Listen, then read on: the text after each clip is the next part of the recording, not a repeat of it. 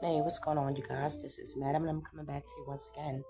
This time I'm going to go over to Shine My Crown, and this is in health. First and foremost, I just wanted to say that, it's been a lot of, back and forth, different opinions about how this big, beautiful bill may have the potential to affect people and um, some people's position on that is that no one has, had any issues with that, um, you know, being signed into law or with their insurance specifically for people that depend on, you know, those types of insurance to ensure that they have the life saving medications that they need. Um, I'm not sure if this story falls under that bracket, but it is something worth talking about. It says Kiara Campbell, age 27-year-old mother of seven, dies after having life-saving medication. It was off, cut off over her insurance issue. Kiara Campbell was just 27 years old, a young mother of seven children, a woman battling end stage heart failure, and ultimately a life lost not just to illness but to the system that failed her. Campbell died shortly after doctors discontinued her life sustaining heart medication due to a lapse in insurance coverage caused by a missed child support hearing, which triggered a sanction. Without insurance, she could no longer afford the $1,000 a week IV medication that were keeping her heart beating. Mm-mm-mm. In the statement, it says, "It's over for me, y'all. They're stopping my medication and everything. My heart is no longer doable," Campbell said in a heartbreaking final message post before her death. "They set me up for the end stage of my life. 3 months or less is what they gave me. I tried. I'm still gonna fight. I'm so unhappy right now. Please just pray for me." A broken safety net. Campbell has been hospitalized for over a month at at the Christ Hospital in Cincinnati, as her heart function dropped to just 10%. In her own words, she said she couldn't be discharged without her medication, but because her Medicaid insurance was cut off, her care was effectively halted. Mm-mm-mm. So that goes back to what I was saying earlier. It does fall under the bracket, unfortunately. Um, and as I was saying before, some people said it didn't affect. Well, this is one story of, I'm pretty sure, millions that will come in the coming days, unfortunately. But continuing on with the article, her final plea made through a now viral GoFundMe campaign was just 3 more weeks of medication, enough time, she hoped, to resolve the paperwork and court filings required to reinstate her insurance and reunite her with her children. But that time never came. Healthcare denied, life denied. The story, first shared widely on Facebook by Ebony Marie Baxter, sparked a wave of outrage and sorrow. It also renewed urgent questions about how many low income Americans, especially black women, are being failed by the very system designed to protect them. In a statement, it says no child should have to watch their mother die simply because she couldn't afford medicine, Baxter wrote. Okay? And that is Baxter. I will definitely, if I can, link that um, to this article. It says Campbell's death is more than a tragedy. It is a burial indictment of a system where a missed court date can become a death sentence.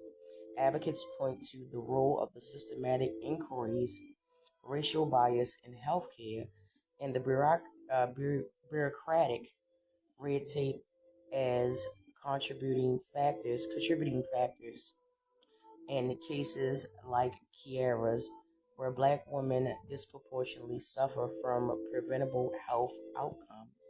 According to the Centers of Disease Control and Prevention, Black women are 3 times more likely to die from heart disease related complications than white women. The issue is compounded by lack of access to timely care, affordable medications, and adequate insurance. Okay, and that is the post from Kiara. Um, it says a call to action. Campbell's passing has prompted a surge of support for her family and calls for reform. GoFundMe, originally intended to fund medications so she could spend her last days at home with her children, is now being used to support her children in wake of her death. This is not just one woman's story, it is a wake up call. A call to fix a system where access to life saving care depends on red tape paperwork and whether someone can afford $1,000 weekly medication.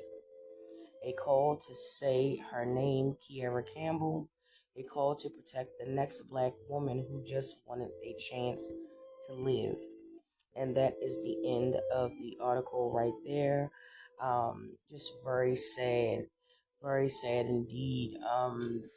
You know, and on the different news outlets, you see people's comments and um, a couple of people. I remember this one gentleman, he was just literally gloating about the fact that, the big beautiful bill and it being signed and things like that it didn't affect anyone.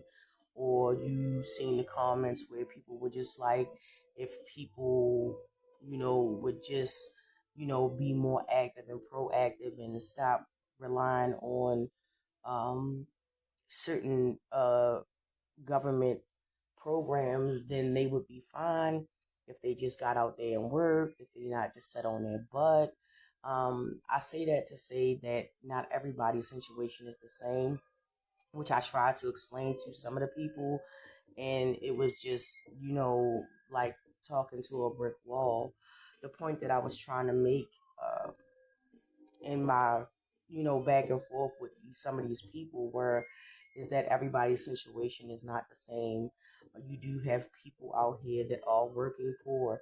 You do have people out here that work jobs that, um, you know, the wage for that job is not adequate to, deal with home life, children if they have any medical issues that may arise and do arise, family situations, untimely, passings of family members.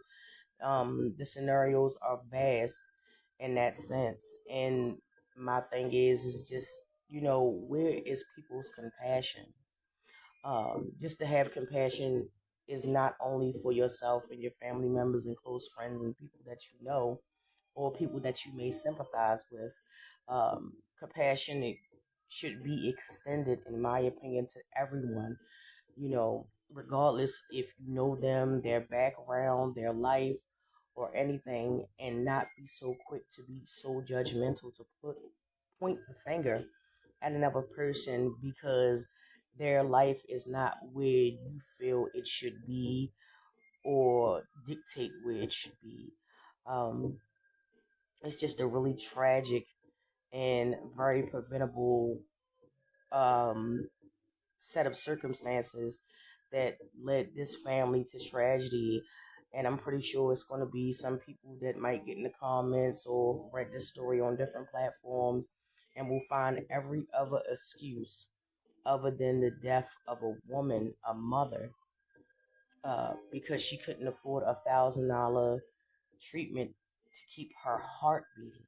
And that's the most important thing. It's not about, anything outside of, her family and, her head. Because people will say some of the most disgusting things. Well, she shouldn't have had this and she shouldn't have had that, or she should have did this. You cannot tell another person what they should and should not do. Just have some compassion.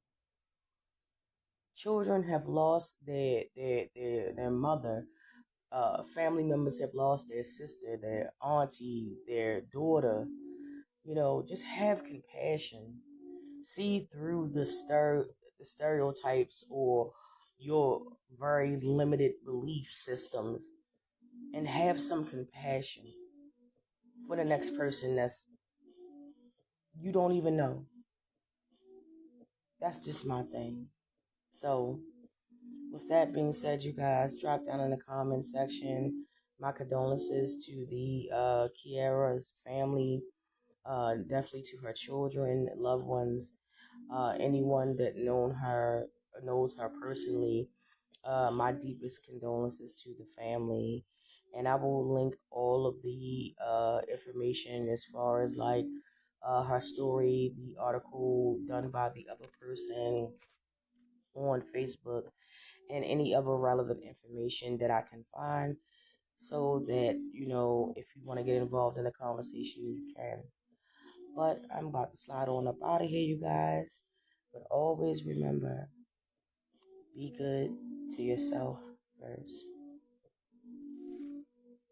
Woke up looking for the complete hot key. Keep a horn up, that can see hot beat. Push it, the blue ring is not a beat. It's the get off, I get off it.